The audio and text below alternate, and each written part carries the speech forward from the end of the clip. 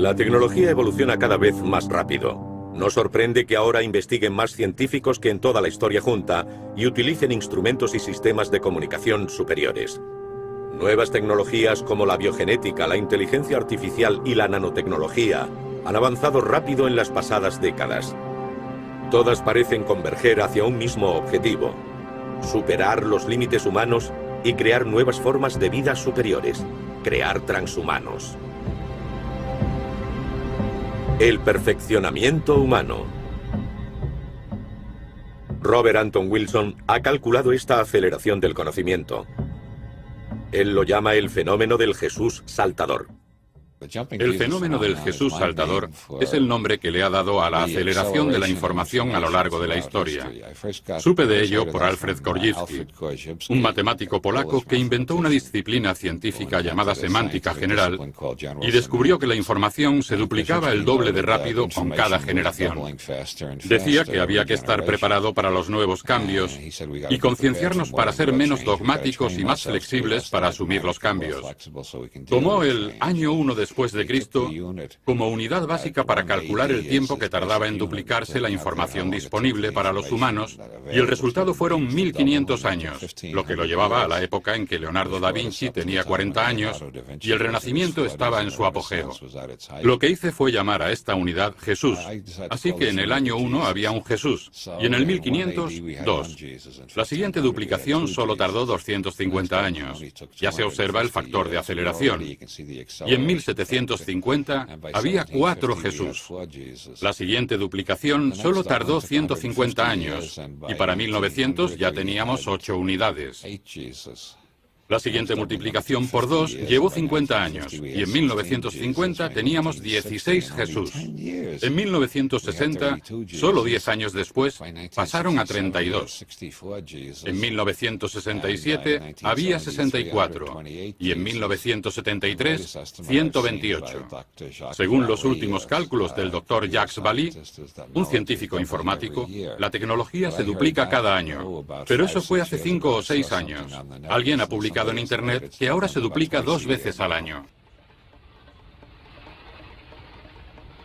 Obviamente, si ahora vivimos más cambios en un año que todos los experimentados en 1000 años, podemos proyectar esa tendencia hacia el futuro y llegar a un momento en el que viviremos más cambios en una hora que en los últimos 20 o 30.000 años. Una situación así es inimaginable. Y lo llamamos singularidad, un contexto en el que se rompen todas las normas. Las religiones modernas han anticipado la singularidad llamándola escatón o el fin de los tiempos. Las comunidades tecnológicas piensan en ella como en una inteligencia artificial o algo parecido. Tome la forma que tome, al parecer estamos en la cúspide de un salto evolutivo radical hacia un orden superior de complejidad que la biología, o la cultura más la biología, nos han proporcionado. Estamos al borde de algo realmente impresionante y desconocido.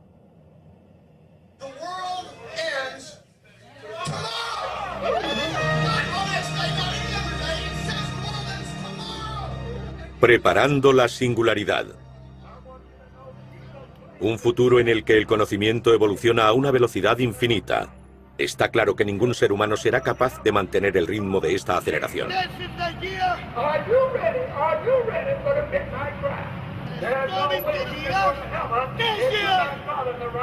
Algunos futurólogos anticipan que llegados a un punto, especies de inteligencia superior se harán cargo del progreso.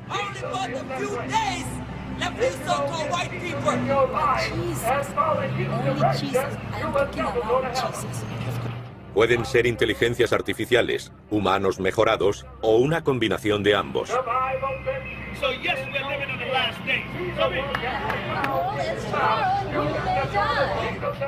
La mayoría de los cálculos prevén este momento entre 2035 y 2045, por lo que no se trata de una situación lejana de ciencia ficción. ¿Cómo afrontaremos semejante futuro?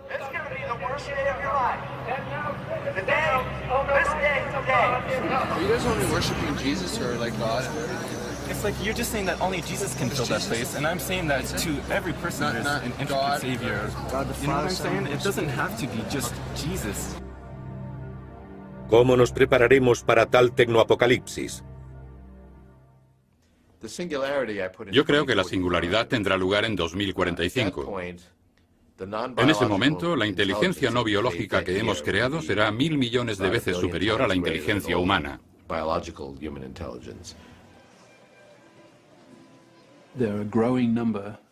Cada vez hay un mayor número de personas conscientes de que toda esta tecnología llegará en este siglo. Y permitirá a la humanidad, a los seres humanos como especie, elegir si queremos construir máquinas similares a Dios, por así decirlo, con una inteligencia masiva y una capacidad billones de veces superior a la nuestra. Podrían alcanzar cierto nivel de inteligencia artificial cuando empiecen a rediseñarse ellas mismas. La singularidad es la idea de que las máquinas alcancen tal nivel de inteligencia que no sean los seres humanos quienes diseñen las nuevas generaciones, sino ellas mismas. Podrían hacerlo a la velocidad de la luz. De modo que perderíamos el control y nos quedaríamos atrás, viendo cómo ellas toman el control. Durante mucho tiempo he intentado comprender por qué no se ofrece más resistencia a varias vías tecnológicas. Yo diría que el ordenador es un instrumento que permite a los humanos ser mucho más potentes de lo que son. Y todo lo que tiene que ver con la revolución informática me parece muy peligroso. Extremadamente peligroso. De hecho, dentro de 20 o 30 años, veremos la catástrofe. Uno de los problemas del desarrollo tecnológico es que nunca existe un momento para pararse a evaluar, porque todo el mundo piensa que mejora constantemente y que seremos más capaces de resolver todos los problemas que surjan. De ese modo, las evaluaciones y decisiones se posponen indefinidamente. Eso es irracional. There'll be no flesh left to inherit the earth. You known as the mad scientists. El ritmo de aceleración de la innovación no solo es desestabilizador, sino que nos pone a la defensiva. Nosotros lo llamamos estrés, pero la gente cae como moscas. Y en parte se debe a la ansiedad. ¿Es este el modo en que queremos vivir? ¿Por qué no ralentizar? No estoy interesado en un futuro de posthumanos si no soy uno de ellos. Yo quiero estar ahí. Para mí es importante vivir y prosperar en el futuro. Y no solo pensar que los robots han llegado al espacio. Quiero estar ahí. Podrían aprovechar teorías de inteligencia y configurar sus circuitos para convertirse en verdaderos genios. Podrían ser realmente inteligentes, como dioses, para nosotros, los humanos, con nuestros pequeños cerebros. There are two things that are infinite: the universe and human stupidity. La especie humana ya tiene un cerebro demasiado grande.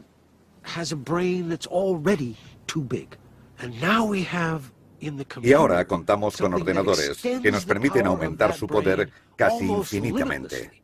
Las máquinas no son el problema, son los monos que las controlan quienes necesitan ser dirigidos. Somos estúpidos, no pensamos bien. No podemos recordar números de más de 7 cifras y nuestra memoria a corto plazo es insuficiente.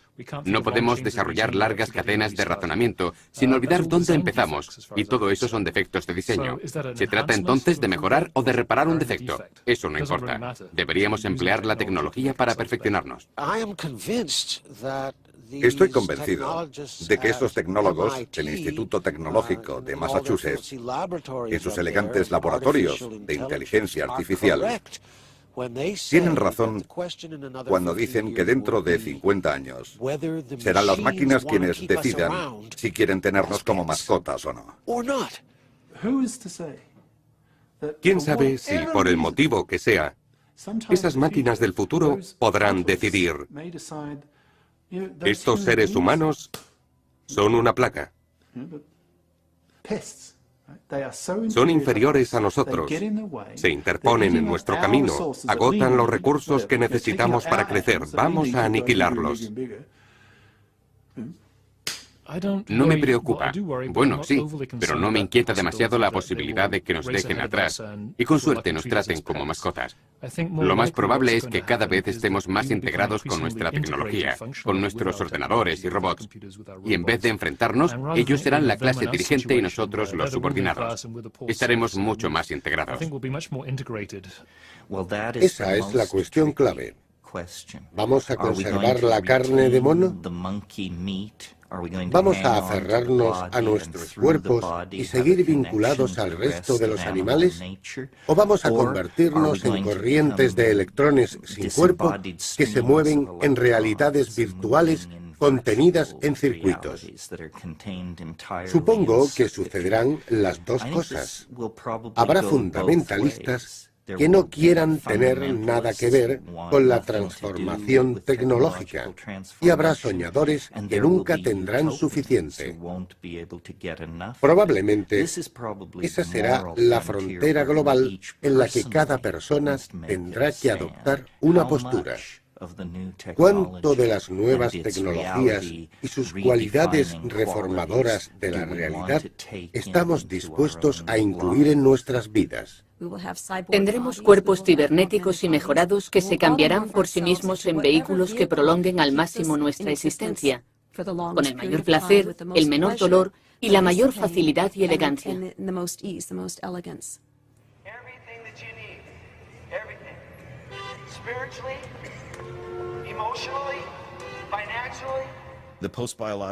Los posbiológicos dirán: vosotros los hombres sentís un apego atávico y primitivo a las especies animales. Superadlo. Superadlo y uníos a nosotros, los atrevidos. Y nos convertiremos en... Eso es lo que me da más miedo.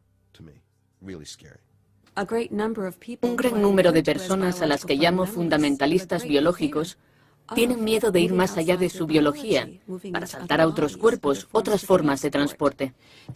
Esa gente se aferra a demasiados compromisos, mitologías, tradiciones e historias por medio de su cuerpo, sus cuerpos sagrados, la morada de sus almas. Me imagino como un organismo cibernético modificado moderadamente. Sería fantástico que me limpiaran las arterias, tener más memoria y aprender chino en 2 segundos. Sería genial.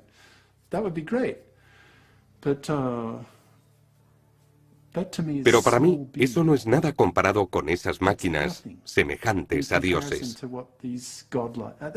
Y uso esa expresión deliberadamente. Es una cuestión filosófica si seguirá siendo humano. A mi entender, estará mucho más allá de la biología, pero yo defino al ser humano simplemente como biológico. Ya estamos dando pasos más allá de la biología. No hay un solo órgano en el cuerpo humano, incluyendo regiones del cerebro, para las que no se hayan creado sustitutos, aumentos o extensiones. Y si alguien tiene un páncreas artificial, ¿ya no es humano?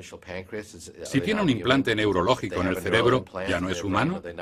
¿Con menos de 10 implantes se es humano o con más de 11 no? Si uno tiene algunos de esos nanobots en el cerebro, que en realidad son ordenadores que interaccionan con sus neuronas, ¿sigue siendo humano? Puede que un nanobot esté bien, pero ¿y si son 500 millones? No sé cómo vamos a detenerlo. Aunque espero que, cuando hayamos acabado con la mitad de la vida humana en la Tierra, debido a un error tecnológico u otro, o una combinación de ellos, por las enfermedades que crearemos, los venenos que produciremos, o por el calentamiento global, cuando una de estas cosas destruye a la mitad de la población humana, la otra mitad diga: vaya, hemos ido demasiado lejos. ¿Qué hacemos ahora? La humanidad se extinguirá, pero será una especie de pseudoextinción, ya que lo que haremos será alterar nuestra propia biología para transformarnos. Cambiaremos de una forma radical e imprevista, lo que significa que el Homo sapiens, tal como lo conocemos, dejará de existir. Eso tiene que ser una forma de locura, una forma de tecnoceguera, querer acabar con la especie humana y transformarla en una especie mecánica. Podría decirse que es un especiecidio, la destrucción de una especie, frente a un deicidio, o la destrucción de un dios. Si decidimos no construir esas inteligencias artificiales, eliminamos la posibilidad de crear dioses. Sería como la muerte potencial de un dios. ¿Y qué es peor? Es un suicidio. Es un ecocidio. Creo que muchos han empezado a darse cuenta y pedirán que se marquen algunos límites. Pero no puede detenerse porque es un frente muy amplio que avanza inexorablemente. La genética es solo uno de sus aspectos, la informática otro, las comunicaciones otro. La vida está cambiando y lo hace cada vez más rápido. ¿Deberíamos pararla? ¿Deberíamos detener el coeficiente de inteligencia artificial en un nivel determinado? ¿Deberíamos legislar los límites globalmente y no permitir a ningún robot, a ninguna inteligencia artificial sobrepasar esos límites? ¿Creen que va a suceder algo así? Yo no lo creo. No creo que eso vaya a pasar.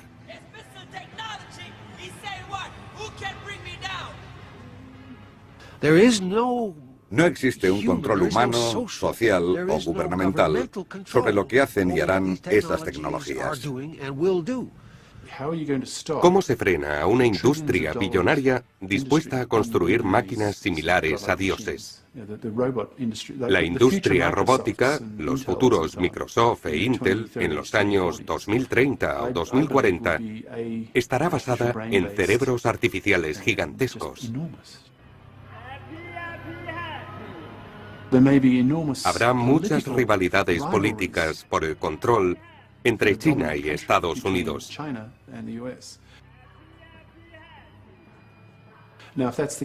Si ese es el caso, el desarrollo de esta inteligencia artificial no dejará de crecer.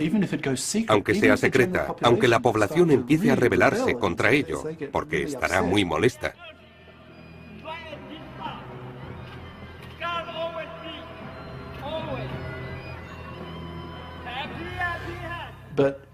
Pero el motivo principal por el que no van a detenerse es que la mitad de la población estará ideológicamente a favor del progreso.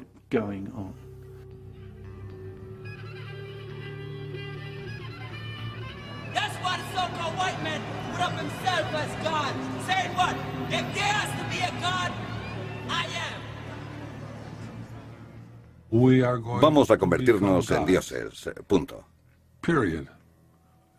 A quien no le guste, que se aparte. No tiene que contribuir, no tiene que participar, pero tendrá problemas si intenta interferir en el proceso de mi conversión en Dios. Porque habrá problemas, habrá guerra. Por un lado, estamos construyendo dioses, y es increíble, inspirador, revitalizante y un buen objetivo para la humanidad, ya que el universo es muy grande. Pero por otro lado, está el riesgo potencial de que toda la especie humana acabe aniquilada por esas criaturas superiores.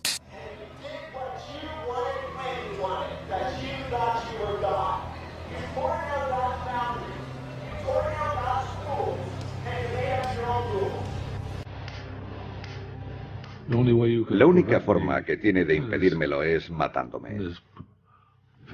Y si intenta matarme, lo mataré. Preveo la guerra más intensa jamás librada. No estamos hablando de la supervivencia de una tribu, de una cultura o de un país, sino de la de toda la especie. Así que el nivel de intensidad será extremo.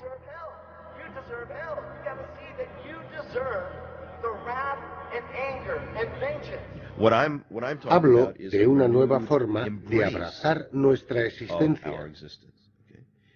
Habrá problemas y será finita. Pero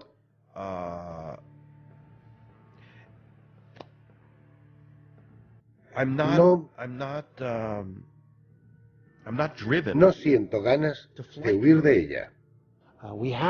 Tenemos que aprender humildad. Humildad como especie. Cuanto más pienso en ello, más grande me parece.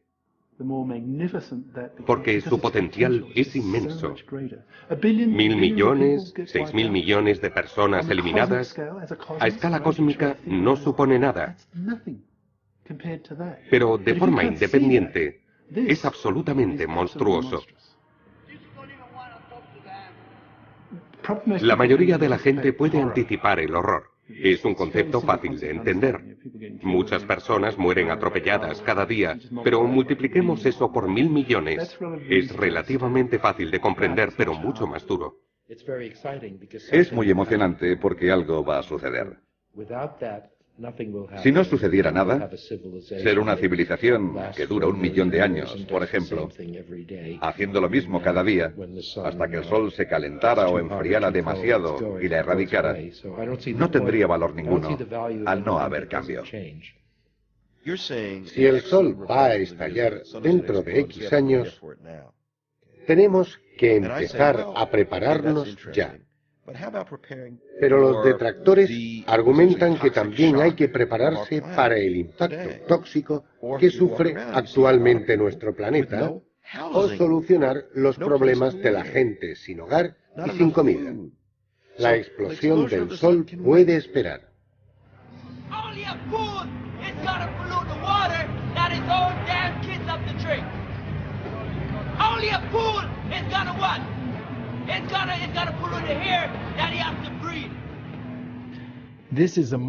Nos encontramos en un momento en el que por primera vez es factible pensar en alimentar a toda la población. Es algo totalmente nuevo, sin precedentes. Podemos mantener a más humanos. Podemos luchar contra las enfermedades infantiles, por lo que hay más gente que vive más tiempo. ¿No es maravilloso? Pues no lo es. Ese es exactamente el problema. Hay demasiada gente que vive demasiado tiempo y agotan los recursos de la Tierra para la especie humana. Una especie de los 1.000 millones que existen está agotando los recursos necesarios para su mejora material.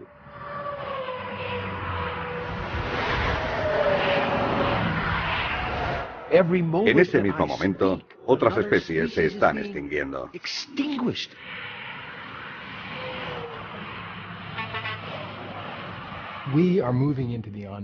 Nos adentramos en lo desconocido y vemos las posibilidades de catástrofe. Pero nuestra reacción inmediata es pensar, deberíamos frenar el desarrollo de algún modo, pero no podemos. Hemos iniciado una carrera en la que no podemos parar, porque si lo intentamos, será totalmente insostenible.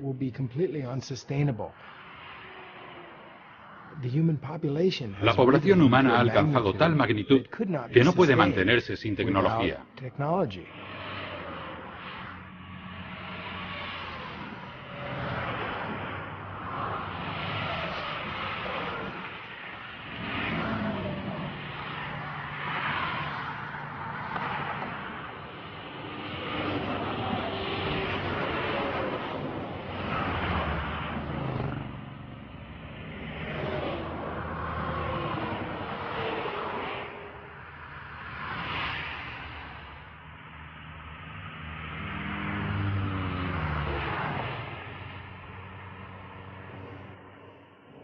Lo que hacemos ahora es establecer pequeñas comunidades con pequeñas tecnologías.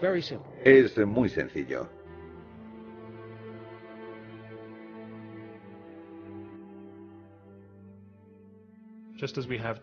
Igual que los Amis fijan su cultura en el nivel tecnológico de finales del siglo XIX, existirá un grupo que podríamos llamar humanis, que querrán seguir siendo humanos y pensarán, mantenemos la conexión a Internet, pero no queremos implantes cerebrales ni aumentar nuestra inteligencia para mantener el nivel tecnológico actual. Y me parece bien que escojan. Pero la mayoría veremos las ventajas de vivir más tiempo, ser más listos y poder redefinir nuestras emociones y nuestra personalidad.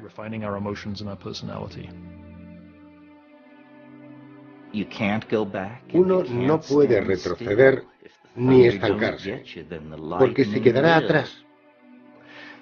Llevamos 15.000 años recorriendo este camino tecnológico y ahora es demasiado tarde para echarse atrás e intentar tomar una nueva dirección. Nuestras manos, nuestras mentes, fueron creadas para la manipulación de la materia y la creación de la tecnología, así que hay que abrazarla. Creo que el futuro es maravillosamente excitante y brillante.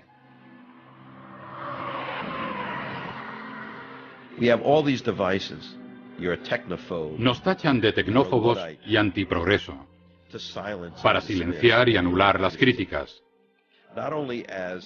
Nos tachan no solo de irrelevantes e irracionales, sino también de irreverentes. Si somos críticos, no podemos ser reverentes en absoluto. ¿Por qué uno de mis objetivos es dar la voz de alarma e intentar generar un debate? En primer lugar, porque soy ambivalente. Si fuera 100% partidario, haría mi trabajo sin decir absolutamente nada, porque estaría a favor de la tecnología. Pero cuanto antes aparezca, menor es el tiempo de transición.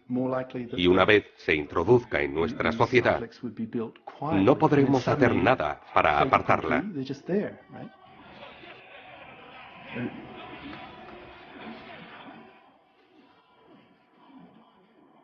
Creo que deberíamos minimizar la cautela y avanzar más rápido.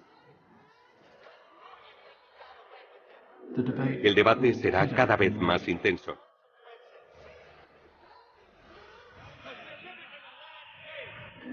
Y la gente tomará partido.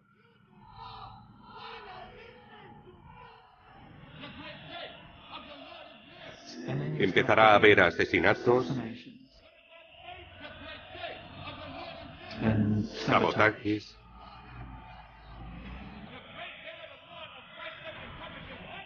muertes en masa,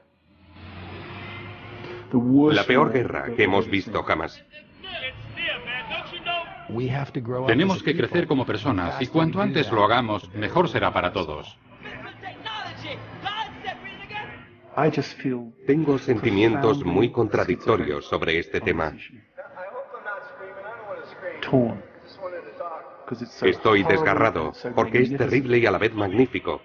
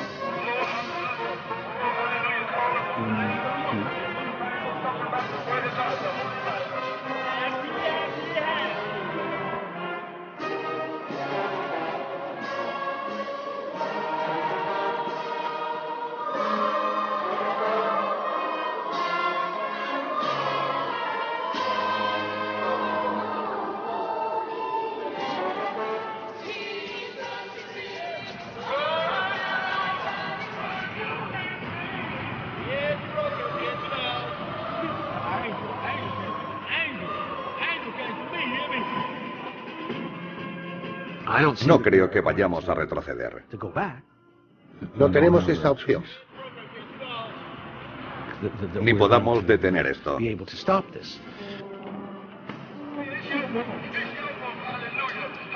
¿Vamos a parar esto? ¿Vamos a negar la creación de tanta magnificencia? No tenemos esa opción. ¿Todas esas cosas tan increíbles que podríamos crear en el futuro? Sería una tragedia. Sería terrible hacer algo así. Podrían hacer cualquier cosa. Podrían ser inmortales.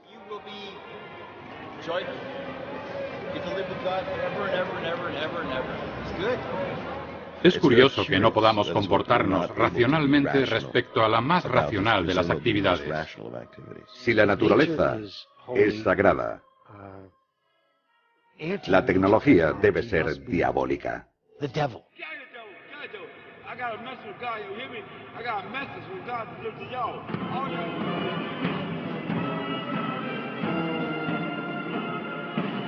Ahora mismo el problema más acuciante es el envejecimiento y la muerte, y la estupidez humana que dificulta la resolución de problemas. Para mí, el incentivo es acelerar el desarrollo.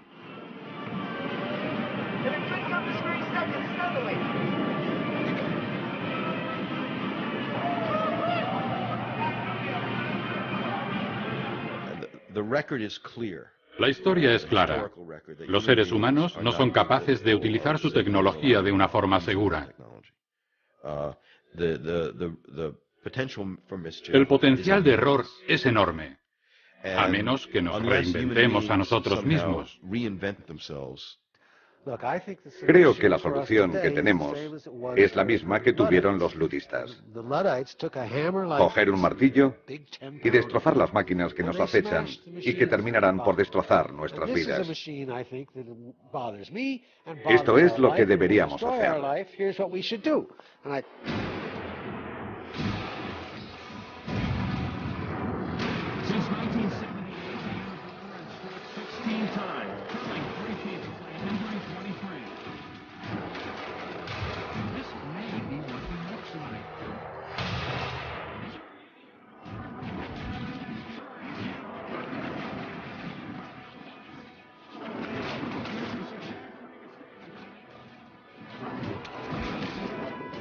Fyodor Kaczynski era una bomber, un matemático brillante profesor de la Universidad de California. Después de 2 años en el cargo, dimitió sin dar ninguna explicación y se fue a vivir a una cabaña en el bosque. Desde allí formó un pequeño grupo terrorista que enviaba cartas bomba a científicos e impulsores de la tecnología, convirtiéndose en el enemigo público número 1 de Estados Unidos, el Bin Laden de los 80 y 90. En su manifiesto publicado por varios periódicos importantes arremetía contra la sociedad moderna. Decía, si los científicos logran crear máquinas inteligentes, el destino de la raza humana estaría a merced de las máquinas. Sostenía que los aspectos positivos y negativos de la sociedad industrial y tecnológica no pueden separarse. Por ello declaró la guerra a la sociedad moderna. La destrucción del sistema debe ser el único objetivo de los revolucionarios. Las fábricas deberían ser destruidas y los libros técnicos quemados. La alternativa propuesta por Kaczynski era regresar a la naturaleza o naturaleza salvaje, como él la llamaba, porque entendía que eso implicaba alcanzar la justicia social, la sanidad y el bienestar. Estoy convencido de que una bomber decía lo que pensaba mucha gente. Solo que se atrevió a dar un paso más y, como decía en su manifiesto, para ser escuchado tuve que matar a gente. O tuvimos, porque también lo escribió en nombre de su grupo. Tuvimos que matar a gente. Es un pensamiento horrible, pero cierto. ¿Cómo conseguiremos espacio y atención para esos problemas? Kaczynski lo hizo matando a gente. Pero puede que haya mejores formas de hacerlo. No lo sé. ¿Qué podemos esperar en las próximas décadas? Las perspectivas tecnológicas suscitan terror y esperanza en la gente. Un debate racional sobre el futuro parece imposible. De hecho, tal discusión, por definición, está más allá de nuestra capacidad humana. ¿Somos aún demasiado humanos para estar preparados para convertirnos en transhumanos? Es un enorme privilegio vivir en esta época y ser parte de este movimiento. Pero también es un momento difícil, no lo niego. Lo veo como un dolor de parto. Se va a producir un cambio y nosotros avanzamos por el canal del parto, con mucha sangre a nuestro alrededor. Es un proceso difícil, pero es un nacimiento, no una muerte.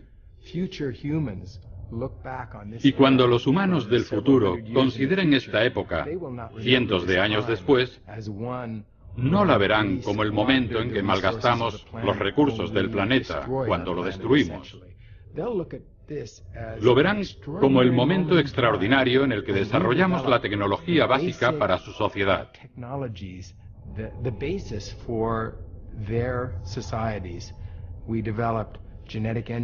Desarrollamos la ingeniería genética, la capacidad de reestructurar nuestro código genético, algo sin precedentes, nunca visto en 3.500 millones de años de historia.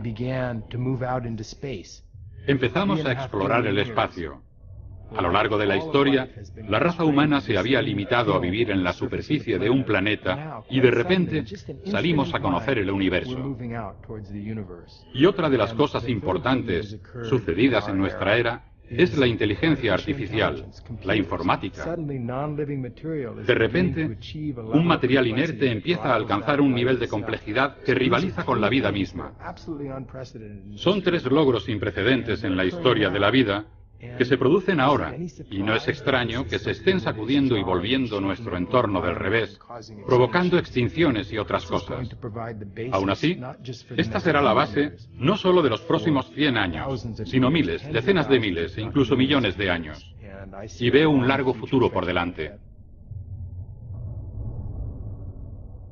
Alguna gente empieza a prepararse para formar parte de la era transhumana. Uno de ellos es Terence McKenna, un etnobotánico que estudió chamanismo en el Amazonas. Según McKenna, para prepararse para una vida futura en la que viviremos cargados en ordenadores, antes debemos prepararnos mentalmente. Y la mejor forma de hacerlo es mediante el uso de drogas psicodélicas. En cierto sentido, esta crisis histórica o esta singularidad a la que nos acercamos es una transición entre un mundo de bajo nivel dimensional, solo 2 y 3, a un mundo de 4, 5 y 6 dimensiones. Y eso es lo que creo que sucede en un cerebro humano bajo la influencia de las drogas psicodélicas. Así que, en cierto modo, la mejor forma de prepararse para la singularidad es disolver y reconstruir repetidamente la personalidad de uno a través del uso de sustancias psicodélicas.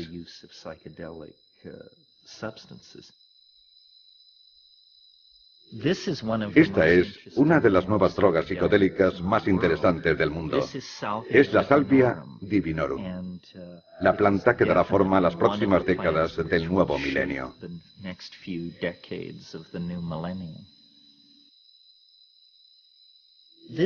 Esto es un cóleo.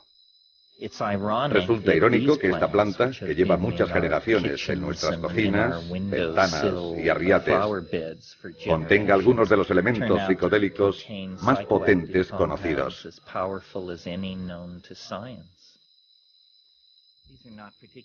Esta planta no es interesante como droga, pero es realmente extraña.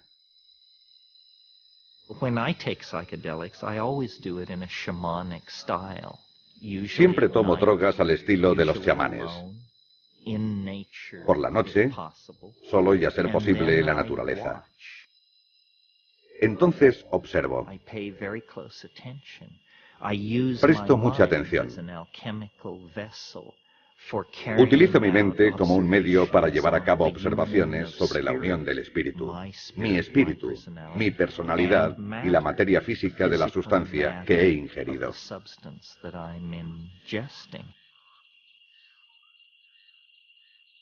Ninguna experiencia humana es más parecida a la singularidad que la producida por las drogas psicodélicas. Se trata de una anticipación microscópica de un evento macroscópico que acontecerá en el futuro. Cuando una persona consume drogas psicodélicas, sufre una especie de mini apocalipsis, una mini revelación que lo prepara para ese gran acontecimiento de la historia.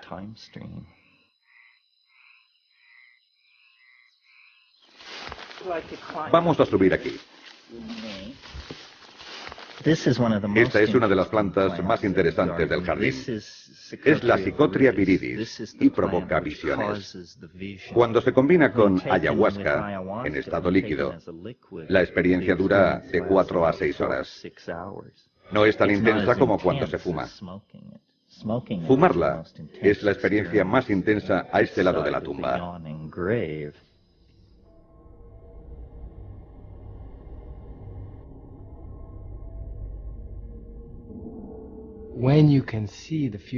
Cuando se puede ver el futuro, es muy difícil sobrellevar el hecho de que somos una de las últimas generaciones que vivirá un periodo de tiempo normal. Por ello, tendemos a querer que estas cosas sucedan más rápido de lo que lo hacen.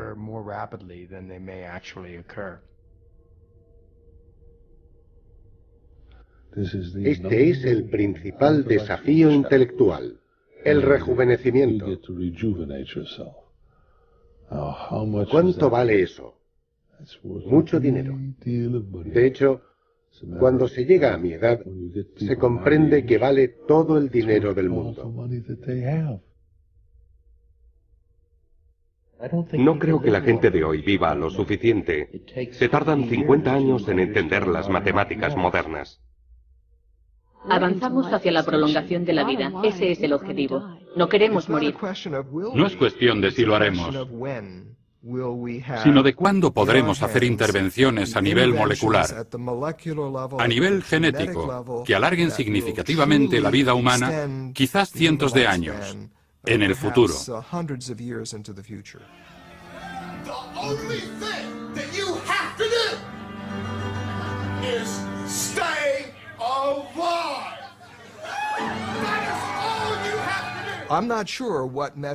No estoy seguro de qué métodos funcionarán, pero si vamos a vivir hasta que esos métodos estén disponibles, más vale que hagamos todo lo posible para protegernos y llevar un estilo de vida saludable. Y eso incluye comer adecuadamente, tomar vitaminas y minerales y hacer ejercicio. Todo el mundo debe hacer aproximadamente media hora de ejercicio al día y reducir el estrés, porque esa es otra de las cosas que acortan la vida. Mejorar nuestro estilo de vida es una parte muy importante de lo que yo llamo el plan puente. Son recomendaciones que hay que aplicar a nuestras vidas para poder llegar al momento en que todos esos magníficos avances científicos y médicos sean posibles. Alguna gente dice que si viviéramos 1000 años o incluso 200, no tendríamos nada que hacer y nos aburriríamos. Que no tendría sentido. Pero yo digo, ¿cómo podemos saberlo? Puede que nos aburramos y puede que no. Si lo hacemos, podríamos dejar de tomar los medicamentos o tirarnos por un barranco. Pero, ¿cómo saberlo? Deberíamos probarlo. Mi segundo argumento es, ¿cómo podría aburrirme de pasear en barca? ¿Qué hay mejor en la vida que navegar por el río con una cerveza en la mano y un palo en la otra? Yo podría vivir 1.000.000 de años sin aburrirme jamás de hacer esto. Por supuesto, mucha gente no será capaz de vivir lo suficiente para beneficiarse de estas terapias. Las personas que son mayores que yo no tendrán muchas posibilidades. Tengo 42 años y creo que tengo alguna posibilidad de vivir para siempre. Pero la ciencia podría ir más lenta y no avanzar en la dirección correcta. Así que cualquiera que esté interesado en vivir mucho tiempo debería pensar seriamente en la conservación criogénica.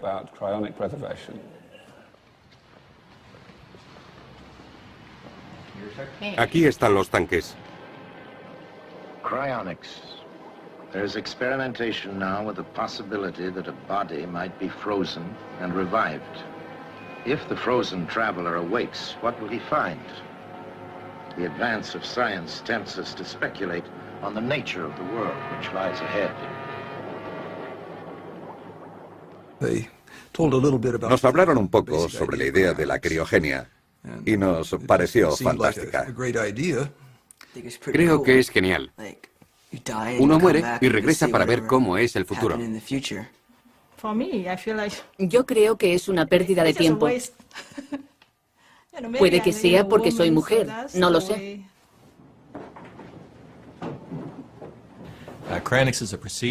La criogenia es un procedimiento mediante el cual una persona es congelada inmediatamente después de su muerte, con la esperanza de que la información codificada en su cerebro pueda utilizarse para reconstruirla en el futuro.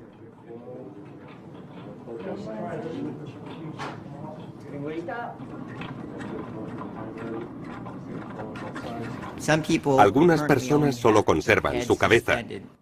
Es un procedimiento más barato y se requiere menos nitrógeno para su mantenimiento. Pero existen ciertos argumentos sobre que pierden parte de su conformación.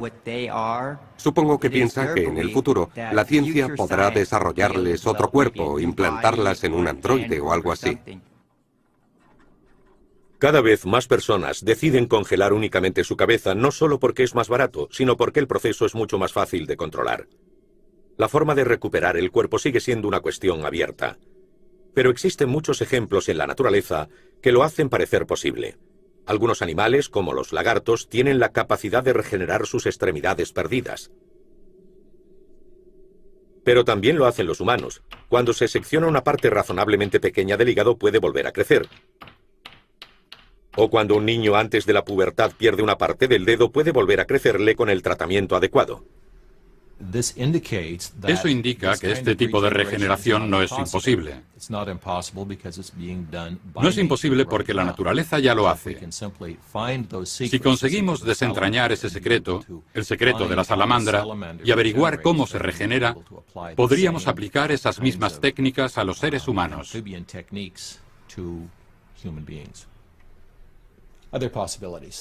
Otras posibilidades.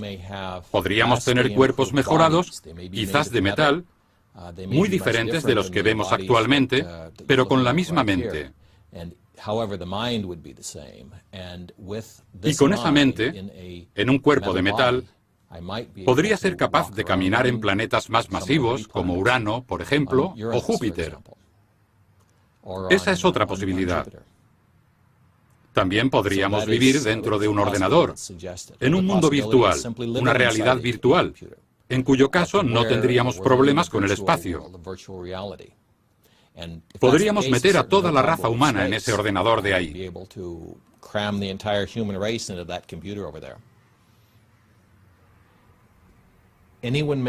Cualquiera que emprenda este viaje debe saber que podría durar para siempre. Y que es posible que ninguna de las personas aquí conservadas, incluida esta señorita, vuelva a vivir.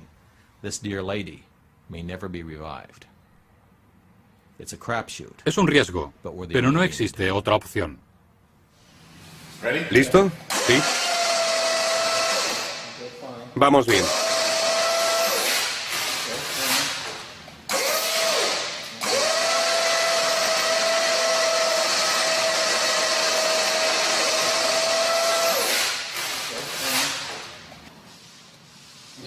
No vais a poder ver el fondo de los tanques.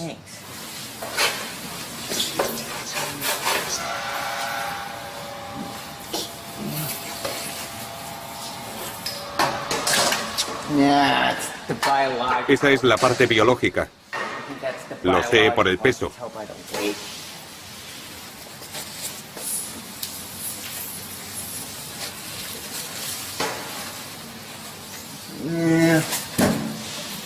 Lo siento.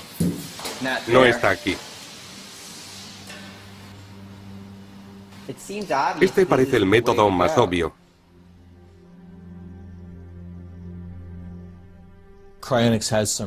La criogenia implica ciertos aspectos religiosos, ya que en cierto modo, nuestro cielo es el futuro y nuestro Dios es la tecnología.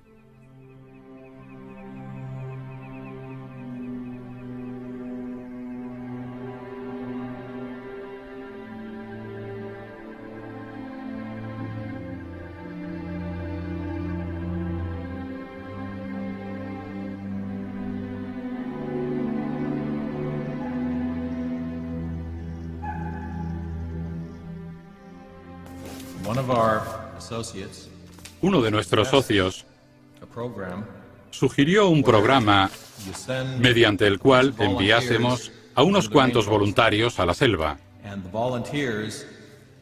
No tendrían que ser expertos, ni ser capaces de distinguir una planta de otra o un animal en peligro de extinción. Tendrían que llenar una bolsa de elementos recogidos. Llevarían palas y recogerían muestras de plantas y cosas así. Probablemente el 99,9% de las cosas serían basura, pero el 1% podría ser muy valioso. Podría ser un animal o una planta de la selva, o cualquier otro entorno, no descubierta y condenada a desaparecer sin nuestro conocimiento. No obstante, así tendríamos la posibilidad de salvarla del mejor modo posible. Me encantaría conservar un ecosistema entero en una de las cámaras que American Cryonic Society está construyendo actualmente, como una especie de cápsula del tiempo, una biblioteca de vida del siglo XX.